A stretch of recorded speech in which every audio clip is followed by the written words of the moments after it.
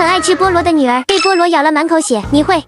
你看着吃出满嘴血的女儿，吓得把剩下的菠萝都扔了。结果第二天，女儿还是趁你不在偷偷吃菠萝，不出意料又被菠萝咬了。你做完功课才知道，原来菠萝里面有蛋白酶分解口腔黏膜，而草酸钙结晶就像是一根根针，你在吃菠萝的同时，它也在吃你的痛感。不想孩子吃菠萝被咬，可以试试这3个方法：一、菠萝切小块，用盐水泡半个小时，这样吃不但不会被咬，而且还会更甜。2、用微波炉加热30分钟，这样可以消灭菠萝里的草酸钙结晶。3、喝温牛奶，同样有中和的作用。那么你知道菠萝和凤梨有什么区别吗？